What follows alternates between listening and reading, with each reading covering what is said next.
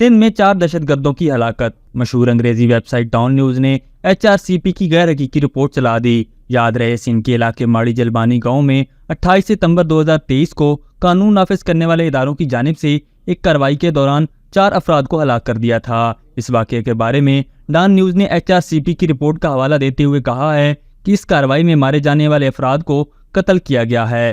اطلاعات کے مطابق مذکورہ آپریشن ایک انٹیلیجنس رپورٹ کی بنیاد پر کیا گیا، جس میں مارے جانے والے 4 افراد کا تعلق سندھو دیش لبریشن آرمی سے تھا، جو 12 ربیع الاول کو ایک بڑی دہشت گردانہ کارروائی کی منصوبہ بندی کر رہے تھے۔ پولیس اور رینجرز نے مشترکہ آپریشن ماڑی جلبانی گاؤں میں کیا، جو سندھو دیش لبریشن آرمی کا گڑھ سمجھا جاتا ہے۔ آپریشن کے دوران 4 سیکیورٹی اہلکار زخمی ہوئے، جبکہ جوابی کارروائی میں 4 افراد مارے گئے۔ ناظرین، HRCP نے اپنی رپورٹ میں اس سارے واقعے کو ایک منفی رنگ دیا، حالانکہ پولیس اس واقعے پر اپنا موقف پیش کر چکی ہے۔ سندھ کے نگراں وزیر داخلہ نے بھی اپنا موقف دیا ہے اور واقعے کی FIR بھی درج ہو چکی ہے، جبکہ ہلاک ہونے والے افراد کے لواحقین کی جانب سے بھی مقدمہ درج کر لیا گیا ہے۔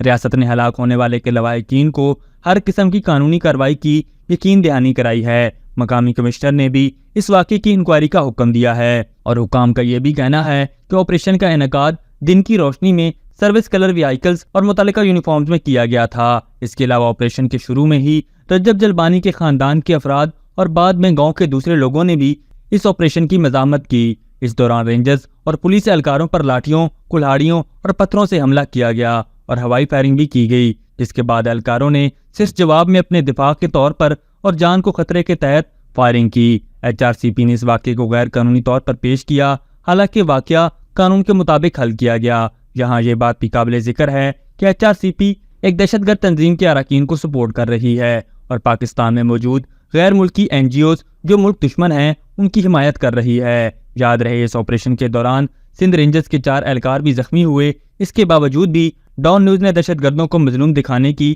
بھرپور کوشش کی۔